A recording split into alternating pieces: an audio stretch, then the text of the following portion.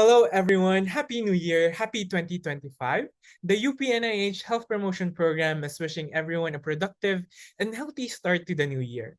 And in line with that, our fourth episode of the Unbottling the Truth series will be talking about how to form healthy habits this 2025. We're going to be having two speakers. The first speaker would be the chair of the Specialty Nursing Board of the Toxicology Nurses Association of the Philippines, who is also a clinical toxicology and addiction specialist in the UP Philippine General Hospital. So we're going to be having Mr. Son Michael Mariano for our first speaker for this episode. It is with deepest gratitude for this wonderful opportunity to be able to share this to all of you. I extend this gratitude to the organizer, the UPNIH Health Promotion Program, for this timely discussion regarding alcohol use. And without further ado, let us delve to the topic at hand, to which I entitled it Cheers to a New Year. I am Son Michael M. Mariano, a clinical toxicology and addictions nursing specialist from the Philippine General Hospital. In many parts of the world, through any celebration, there is the use of alcohol, and the origin of the term toast came from the ancient Greeks and Romans, where they put spiced toast in their drinks and offers a short speech or remarks in their feast. Similarly, through the trading routes, ancient China, Japan, and Korea have their celebratory exclaim of "ganbai," "ganbei," and "kanpai," as to show that the drinks that are offered in that feast is not poisoned, since the first person who will drink from this is the host and the offerer of the drink. This is also the same with the term cheers, as this is a shortened celebratory shout where all of the attendees must show the glass and clink to all of them, where there is the accidental mixing, again proving that the drinks that are served are not tainted with poison. This carries to the modern times and associated it with the celebration, which includes the coming of the new year.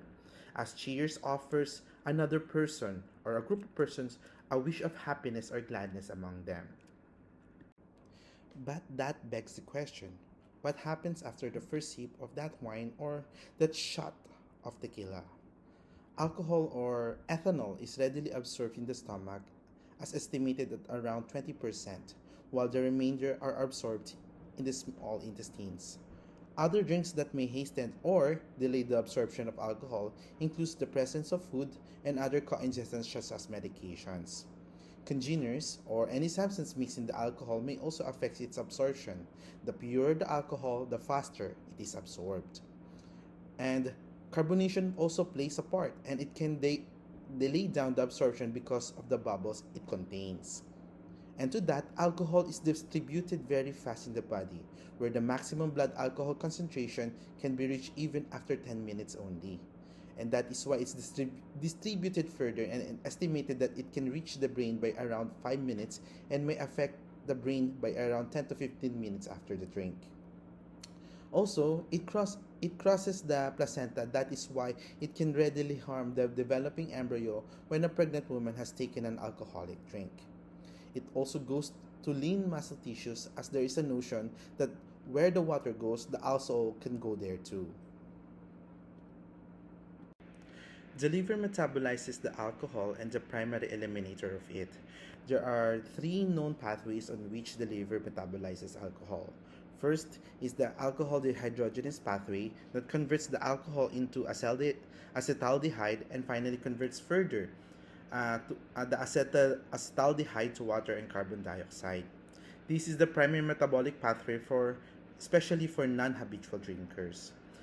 Also, there's another two where the cytochrome P450-2E pathway and the peroxidase catalase system, which is more common to habitual drinkers.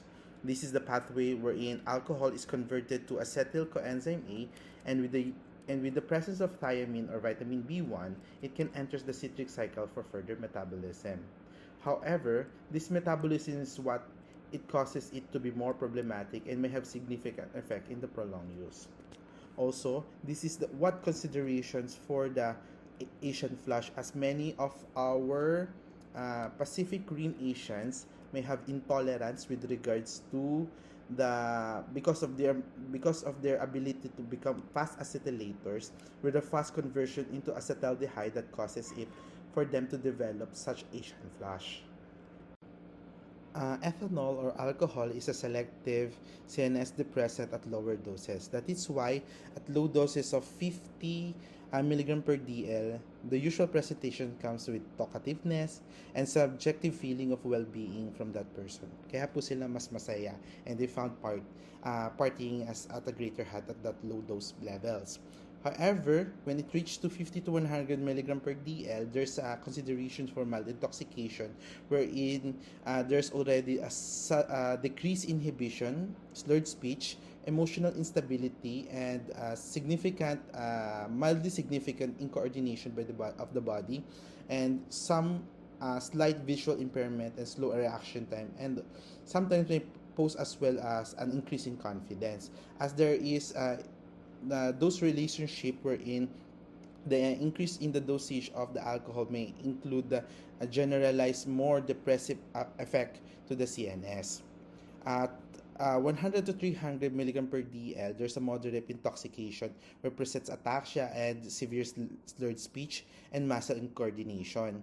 Also, there is a profound visual impairment, decreased attention span, and the presence of diplopia or pagkaduling, and altered perception and altered equilibrium or balance for that person. That's why they have the difficulty to getting up and walking.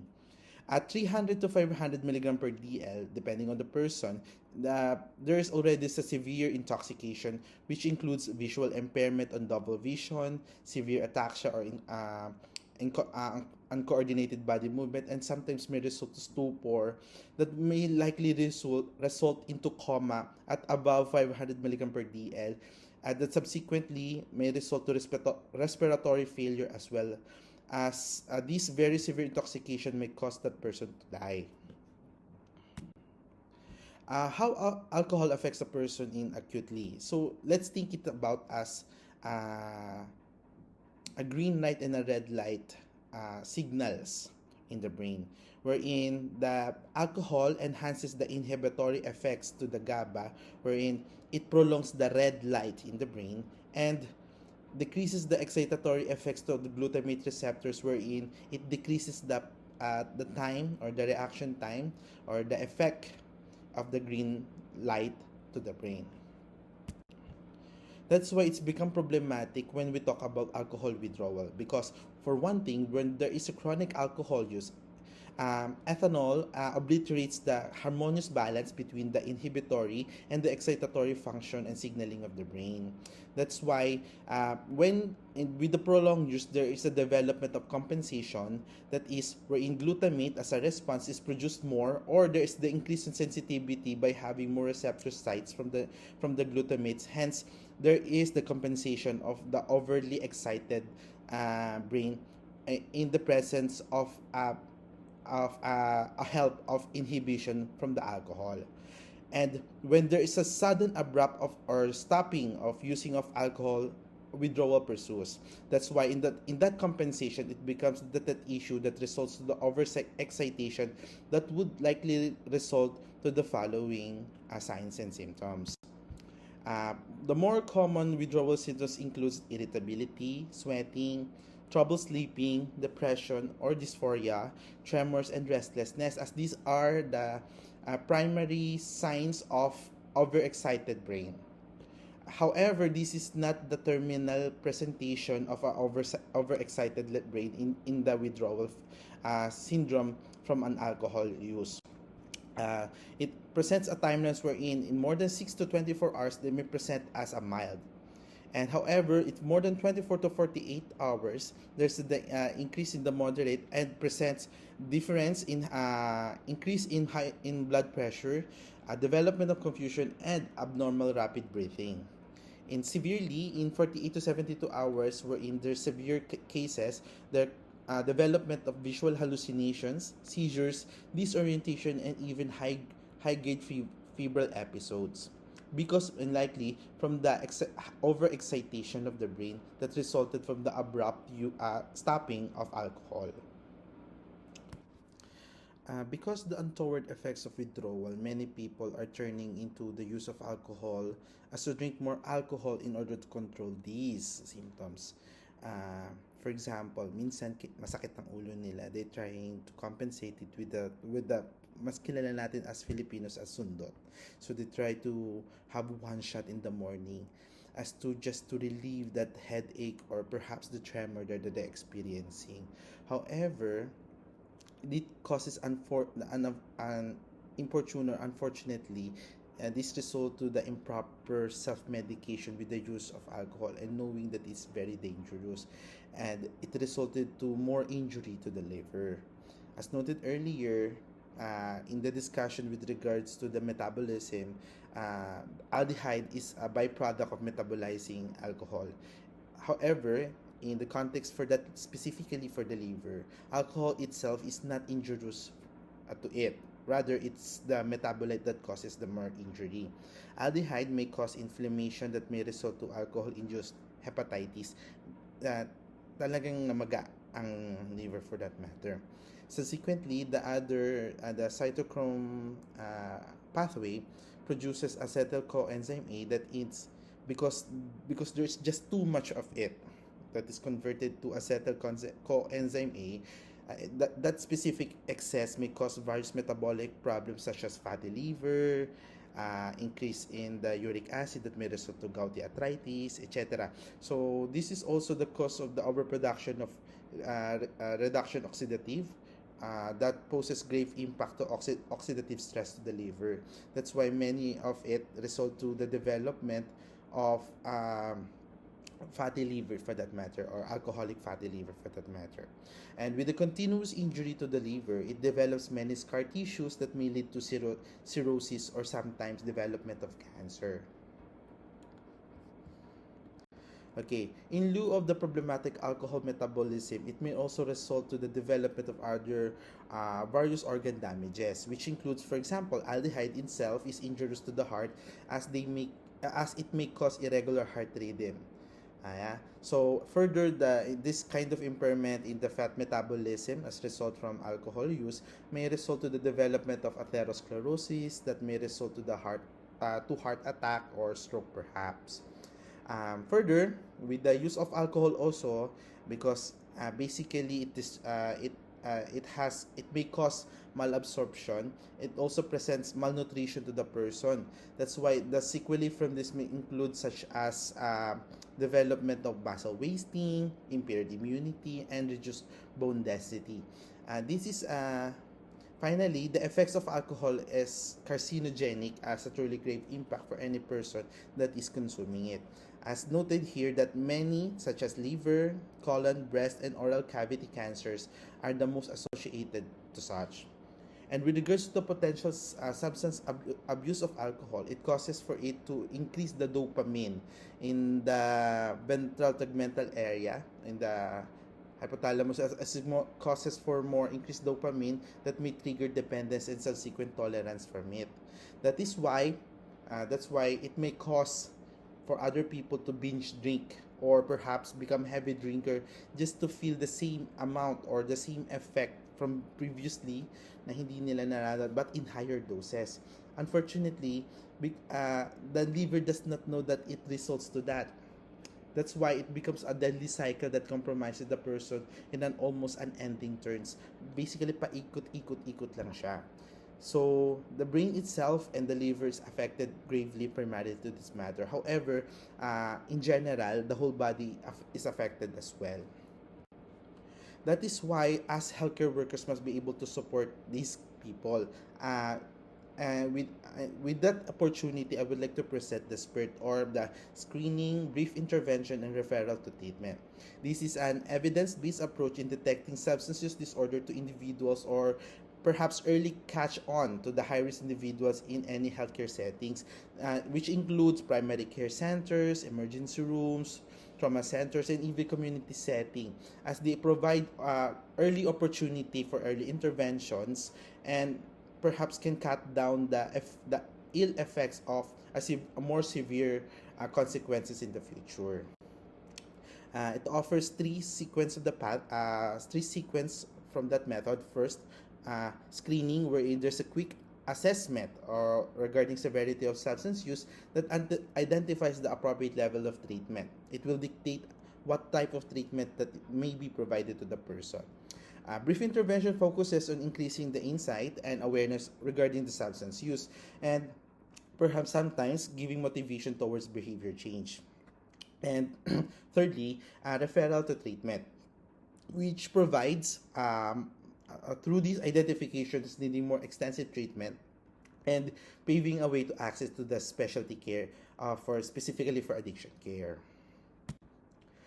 In the process of birth, it's basically a universal screening that everything and everyone must be screened and provide brief interventions toward it if they are identified having it or being high risk from it. And for those people that may require specialized treatment must be referred appropriately.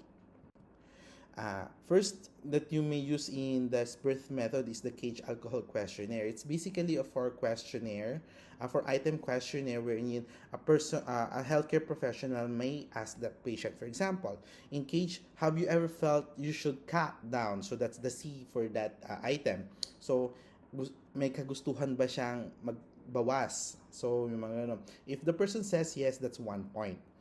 A is have people annoyed you to or being criticized you from drinks. Ibig sabihin, meron na po bang naiinis kapag kayo ay umiinom? Perhaps asawa, mga magulang, or perhaps kapatid, pamilya, or kaibigan. If a person answers yes, the score is 1 point.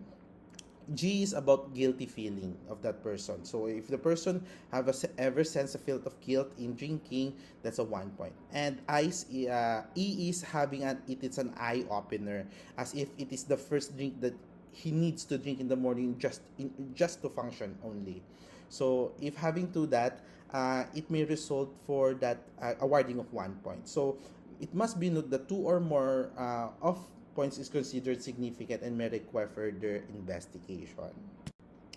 So another is the audit C, as developed by the World Health Organization, wherein there's a three item question. This is the compressed version of audit, wherein first you must ask your clients of how often do you have a drink containing alcohol. So they with regards to their answer, you may provide the point with it. And how many units of alcohol do you drink on a typical day when you are drinking? So units of alcohol is not necessarily translates to the amount. Sometimes spirits, ayan, and some other heavy type of alcohol may, despite kahit konting shot lang, may consider already one. And sometimes this is what make difficult for the use of audit C, because the healthcare worker may need to understand or at least have a certain awareness on the type of or the units available. However, it can gauge as well further on the amount in contrast to the use of gauge from before. And how often you had 6 or more, that's particular for female, or 8 or more if male on a single occasion last year. So if with regards to their answers, you may provide a point with regards to that specific answer. And as provided an interpretation, as for men, a score of 4 or more is considered positive and optimal for identifying hazardous drinking or active alcohol use disorder. With the use of the specific tool, women has more lower threshold, with a score of 3 or more is considered already positive. However, it must be noted that if all points are from question when and assume the patient is drinking below recommended limits, it must be for the healthcare practitioner should review the patient alcohol intake during the past few months, lalo kung meron pong paulit-ulit na kailangan na reassessment in the future. In the context of screening, it must be understood that it is necessary for all populations, regardless po ng edad, lalo kung drinking pattern, lalo from pubescent to adolescent, and even to early adulthood, and sometimes even during older adults. So all of the populations are in all points of care. So regardless kung saan pa pong healthcare setting, and screenings provides an opportunity to open up the conversation with regards to substance use that sometimes may causes the healthcare worker and the patient having that uncomfortable uncomfortable conversation with regard that surrounds with the use of alcohol and other substances. Or and sometimes it also provides access to addiction care kasi this is the first step or sometimes perhaps the initial step in the development or in providing of addiction care in the future. All right. Next follows is the brief intervention. With regards to brief intervention, it's across the range. So brief it can be brief advice as less than around 5 minutes, wherein it contains a simple screening, a feedback, and a basic advice, wherein it can be done in a single session. This can be done for clinics that may not have a continuous interaction with their patients. However, in the middle, there's the brief intervention, which includes screening, listening for around 5 to 15 minutes, and perhaps motivate them. It is usually done with just more than one session at hand. However, there is another version where it's extended BI or the brief intervention, or sometimes it's called brief motivational interviewing. It is a motivational based counseling. Maybe it may require a different training for purposes for this, and it also lasts around more than around 20 to 30 minutes, and it also offers around more than one session. However, all of these are considered brief interventions. In doing brief intervention, the goal is to actually encourage in the reduce or reduction of risky behavior. So it provides with the use of motivational interviewing techniques, provided with the use of brief negotiated interview or FLO that we will discuss later. So in FLO, this is a brief intervention model wherein we provide feedback with the use of the screening tool that we have used from before. So we provide them a range that we have identified and what may consider as harmful. And then we provide them, give a thousand of patients or settings that you need to compare. So, and here they have provided insight to them on what it is happening and why it is problematic. As such, you must provide scores, their actual scores, wherein you places them in a certain category. And usually, if you identify them having hires, you must be as honest as possible and elicit what is their reaction towards it. As you may need to identify what kind of a motivation or are they have that sufficient insight in order to them to develop that kind of motivation in the future. We may consider as well listening and eliciting, eliciting other information such as pros and cons. So you may ask for that specific person, what do you like about drinking? Bakit siya masaya for you? Perhaps because there's a motivation from it, and bakit sa tingin mo ayaw mo na siyang igawin or etc. So you may explore these pros and cons as to find what motivation that you may use in the future as to help the person in reducing the amount of alcohol intake. Then you may need to summarize both sides for both the pros and cons for that and provide how important this change may need to be for that specific person. Also, you may need to ask for confidence as well. So you may need to ask how confident are you to change successfully, because some people just needs a little boost in order for them to actually get to what they want. Okay, in giving them an insight and providing them confidence, perhaps you can change and provide a certain level of help for that person. And also giving them options or providing a goal setting. You may question them or provide questions wherein what their specific goal. So you need to be specific and appropriate. And if to that, if they have plans on how to do those things, so you may need to ask, ano ang gusto mong mangyari? So in that, so again, kung wala naman silang gusto mo, that's an acceptable answer for them. However, you need to provide an option that we will discuss by the next slide.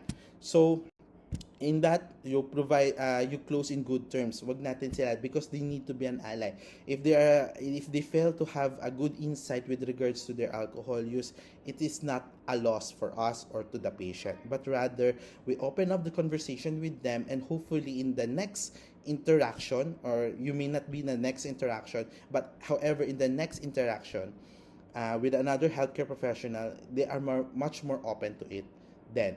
So we sue it as an end, wherein summarize patient statement in favor of the change. So we highlight their needs for change and their verbalization of change. Also, we need to emphasize their strength as there is the need for motivation and provide what the agreement has reached. Again, pag pinag-uusapan po natin yung agreement, it does not necessarily the abrupt stopping. Sometimes it may cause problem in the future, especially for the chronically user of alcohol. That's why there may need for an agreement wherein, for example, magbabargaining tayo. A person is drinking alcohol or 14 bottles of uh, of beer. At a decrease in 13.75 or 13 bottles and 3/4 is not a failure. Rather, it opens up the conversation and provides a better way on how to deal and reduce and actually answering and reducing the risk that is associated with it. All right. So if there is much more complicated conditions or circumstances for that specific patient, and somehow resulted for that you to have a great gut feel, or at least a sense of help for that person that you may need for them to be referred, it is only appropriate to be so, especially those requiring counseling and behavioral therapies, those requiring family therapy, especially if the conditions or the circumstances wherein patients are having trouble within their family and the family dynamics is already having trouble, and those requiring medication assisted treatment, wherein now it's available in the Philippines, by the way. Basically, it offers the goals of the comprehensive care for that specific addiction care. Again, I must emphasize this. It is already a misnomer, and it is found lacking with regards to the previously entailed that there is a safe alcohol and sometimes a protective effect of the use of alcohol. Now there is no safe level of alcohol consumption, and there is an increased risk of cancer even at low levels of alcohol consumption. All right, and the WHO actually promulgated this specific study for that bigger study wherein it tells us that there's no safe level of alcohol consumption. Uh, it is ever since alcohol is considered a classification one carcinogen along with asbestos. So, diba, it's counterintuitive wherein we eliminated asbestos as an occupational and industrial environmental hazard. Similarly, it gains the same classification with regards to alcohol. So, as much as possible, we wanted to be not exposed from it, and that non-exposure may require for us to do something as it really needs to be implemented. Actually, there is no benefit from it. So the weighing down whether there is a benefit or risk is completely mooted. Okay? So hindi na siya nagbabalid at all. So the notion of that having alcohol having benefits is very far-fetched in the idea. Okay? So it only poses risk and hazard to the person. That's why I offer this. For all abstainers and non-users, lalo sa mga bata and adolescents, do not drink at all. Lalo kung hindi, wag na natin Despite the having that culture in the Philippines wherein as we reach to the age of 18 or age of majority, we are encouraged to take our first sip of alcohol. Perhaps we could change that culture or that tradition wherein we welcome another person into maturity or to the age of majority in a different manner. Similarly, for those who have already drinking it, as much as possible, especially for the occasional drinkers, you must immediately stop. And avoid the next drink. If it's very difficult, it may take a practice. It may take a lot of gut to actually says no. But in the end, you must actually says no as for the betterment of your own health.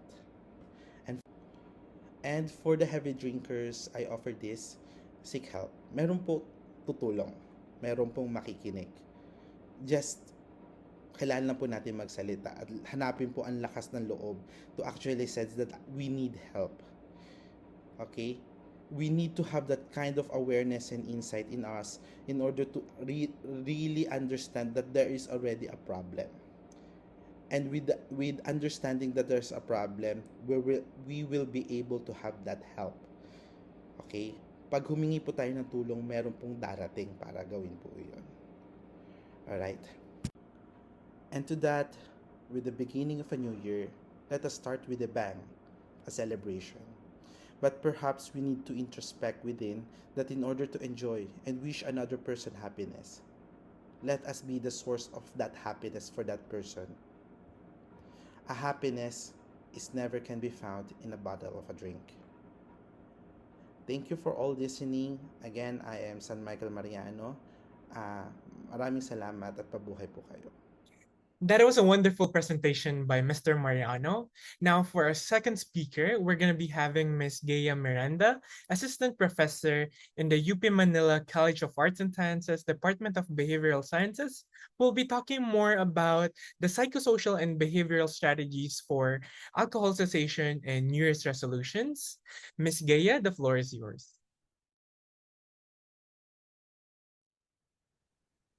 Hello, I'm Gaea Miranda, and I'm here for the third session of the Unbottling the Truth webinar series. So for this particular session, we will be talking about the ways and means to form healthy habits related to alcohol consumption. Specifically, what we will be talking about today are the strategies for reducing alcohol consumption and also some strategies for forming healthier habits.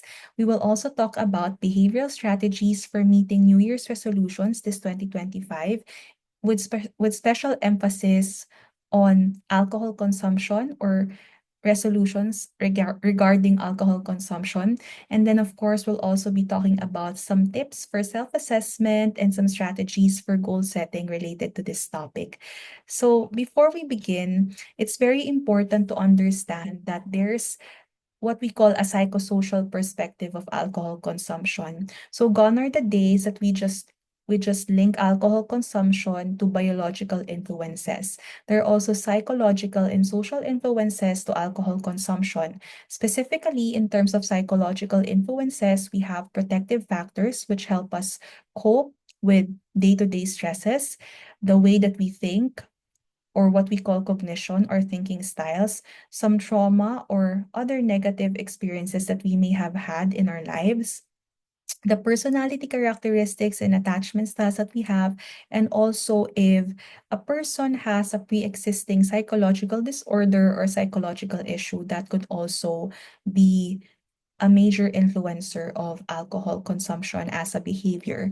And then in terms of the social perspective or the social influencers, we have culture and norms, religious beliefs, family dynamics and social support, and the quality of those social relationships, the community and the environment that we interact in, and then of course the educational background or the individual's knowledge or perspectives about alcohol consumption.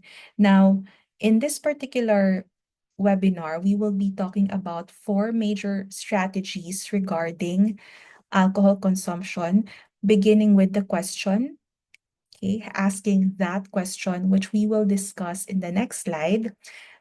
Developing or setting weekly goals, identifying stressors, and having alternatives. So first is asking the question. And that question is, do I really need this drink?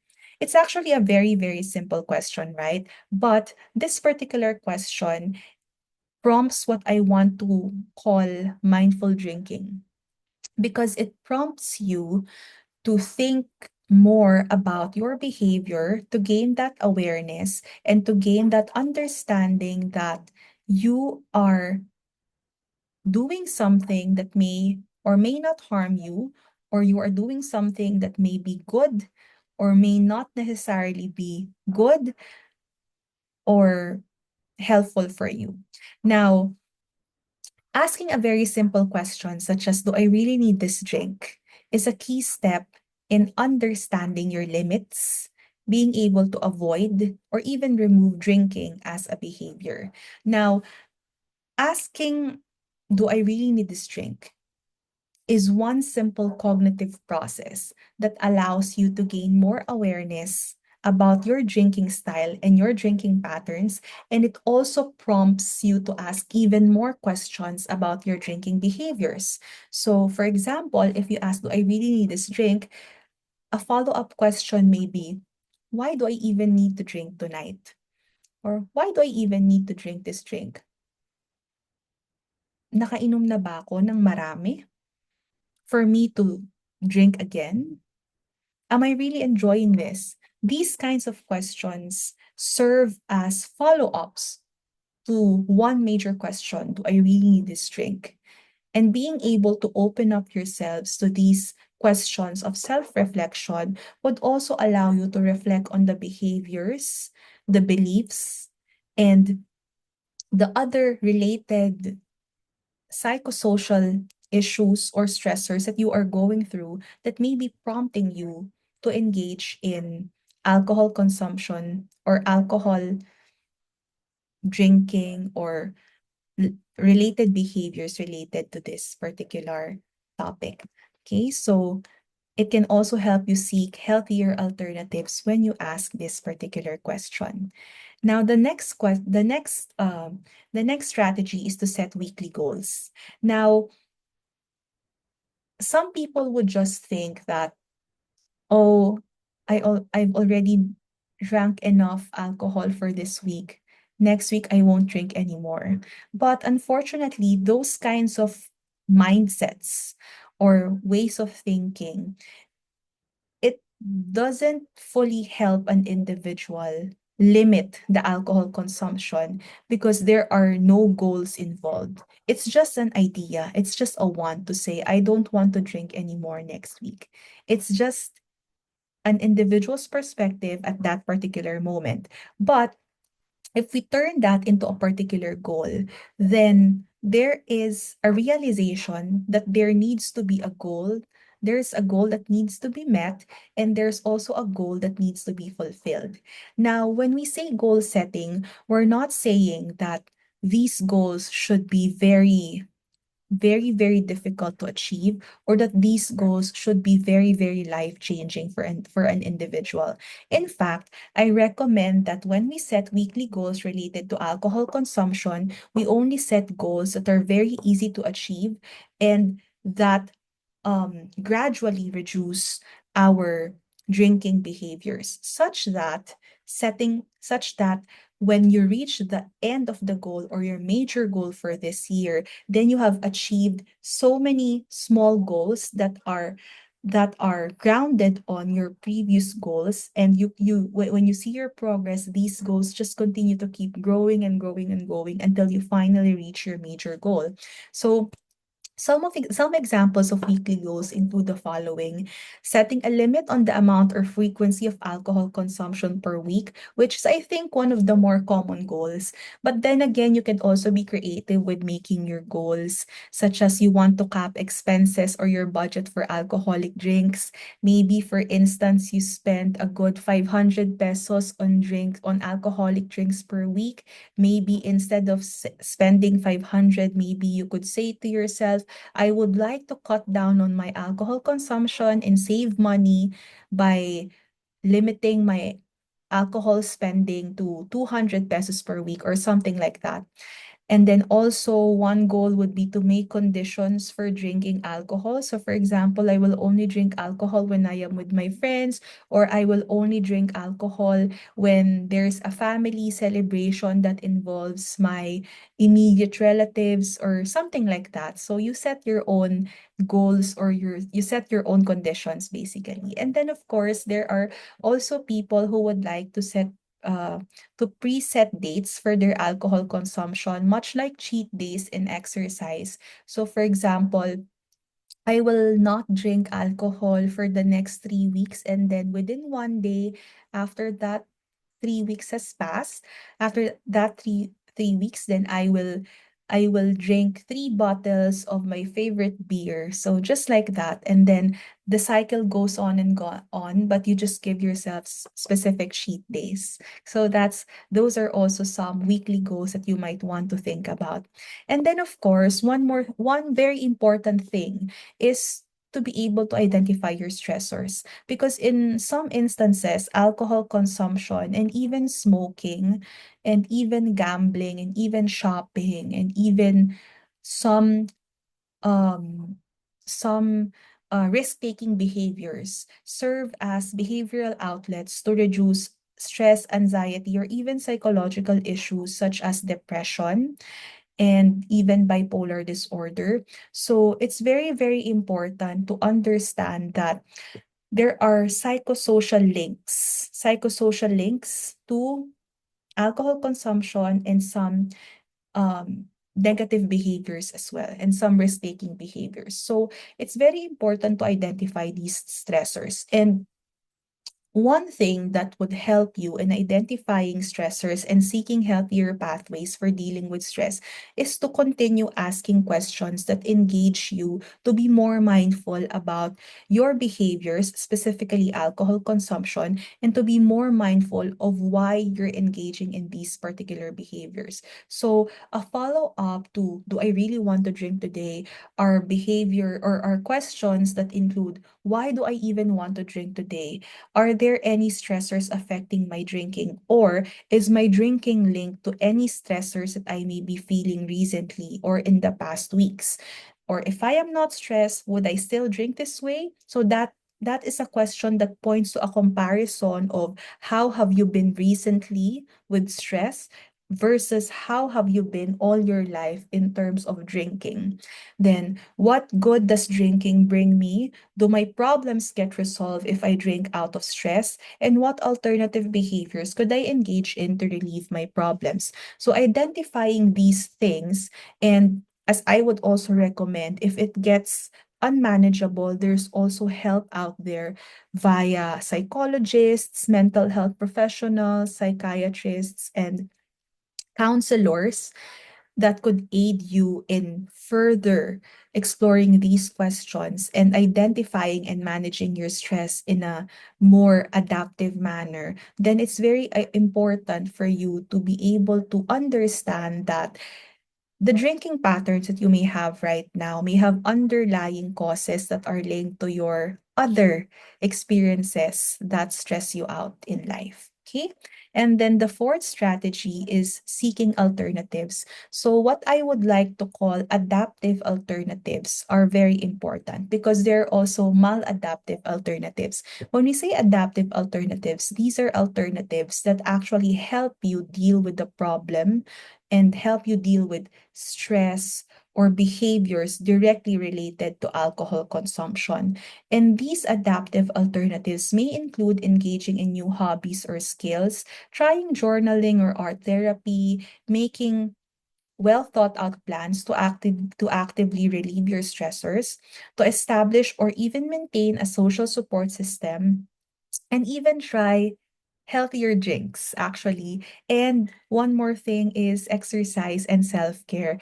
Even a good skincare routine can actually be considered a good adaptive alternative to reduce your alcohol consumption because it helps uplift your mood, which may actually uplift your or reduce your need for alcohol consumption. Okay, so there are also some strategies to fulfill your 2025 resolutions. Now, the four strategies that you see on your screen right now are just some major strategies for 2025, but later on, we will move towards understanding strategies related specifically to 2025 resolutions and alcohol consumption. So, the first strategy is to develop short term goals. I've been talking about goal setting since the start of this talk, and it's very important that the goals, in my opinion, are short term. Why? Because they're more realistic and they're more manageable. If you think about your major goals, and you don't have short-term goals for these, then it might be difficult to plan out what you're going to do specifically in your day-to-day life to ensure that your resolutions are met and are fulfilled adequately. Second one is to continue to maintain a support system, because not all the time the, the opportunities will be there for you to fulfill your goals. So make sure that you have trusted people who can provide support, advice, or motivation when you feel discouraged. The third one is for you to document your success, both success and failures actually, because these serve not just as motivators but as reminders of how far you've come. And and when you see these along the way, it provides you with more motivation to continue pursuing your year-long goals. And of course, be realistic. Your goals need to be goals that are achievable. Okay, do not overestimate yourself, and do not think that, oh, I was not able to fulfill my goals this week. I'll double the effort next week para makabawi. It might not be as simple as that. So be realistic, do only what you can do, and set goals that you know you can actually fulfill. Now, for specific goals related to resolutions about alcohol consumption, the first strategy I want to impart is to increase your knowledge about alcohol consumption, because finding that balance in terms of drinking alcohol mindfully and being able to set clear goals and expectations should start with knowing more about alcoholic drinks, the impacts, both positive and negative, that they may have on an individual's life, and all other things related to that. Increasing your knowledge about alcohol consumption allows you to make more mindful choices, and even better choices about the way you want to deal with your body in terms of drinking alcohol. And the good thing about resources right now is that learning materials, modules, tutorials, and even general information about alcohol consumption are readily available in print and online materials. So the good thing about this particular time in our lives is that you just go on the internet, search for ebooks, journal articles, case studies, web pages, print materials or whatnots, and even television shows related to alcohol consumption. If you want it, you can name it, you can have it. It's very easy to access these things and to increase your knowledge about such behavior. However, please be mindful that you need to check reliable sources, of course. And then again, as I was saying, throughout this year, I encourage you to document your alcohol consumption journey. So traditionally, you can use a journal, like a notebook, like what you see on the screen right now. And some would like to use creative means such as do scrapbooking or those things. But for others who are more um, adept digitally, there are also mobile applications for tracking your alcohol consumption, which are really good actually. So if you use these tools, you would be able to check your progress regularly and gain more motivation, and even look back eventually as you finish the goals later on this year. Now, the third strategy is to seek enjoyable alternatives. So, whether that's physical, psychological activities that are accessible, helpful, safe, motivational for you, you can do that. Challenge yourself to try new things. And don't forget to also socialize or develop social relationships that allow you to share your experiences and to seek advice and to seek friendship, so that in times when you find yourself wanting to drink alcohol, eh, when that want is related to stress, you can have an alternative that's also fun and meaningful for you. Okay. And then lastly, you also want to develop an open mindset. By developing an open mindset, what I mean is like what you see here in the picture, progress is not always a step upwards. It's not something that you would always succeed in. So, when you make goals for this year, especially resolutions about alcohol consumption, you need to open yourself up to failure, and you need to open yourself up to the possibility that you will need to retry and retry and retry and restart and restart and restart as long as you need to. But failure only comes when you quit. So you need to understand that at times that when you fail, or in times that when you will fail, you need to reflect on what hindrances cause you to not achieve your goals, and what hindrances cause you to cause you to not be able to be motivated enough to fulfill those goals, and you can work from there. Now, moving forward, in terms of self-assessment, the audit or the alcohol use disorders identification test is a very important tool that you can use. Actually, it's a 10-item self-report test that just asks you about the ways and means by which you consume alcohol. And you can take this test, siguro you can take it like once every 2 months or once every 3 months, just so you can see, and you can see if there's progress in your results. But you have to be very honest in answering, especially it's just a self-report lang naman.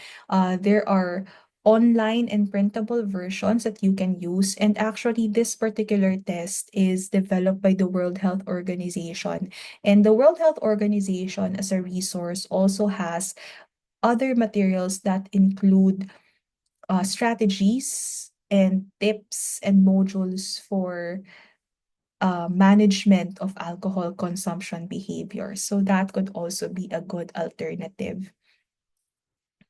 Now, moving forward, I want to briefly discuss the ways that we can develop goals for alcohol reduction. So I highlighted four major steps to set attainable goals to reduce alcohol consumption. The first being to identify your main goal. So what is your major goal for this year? What's your major goal to reduce alcohol consumption? You need to plot that in, get a pen, get a paper, write that into your journal, your phone, or whatever material you may want to. So identify your main goal.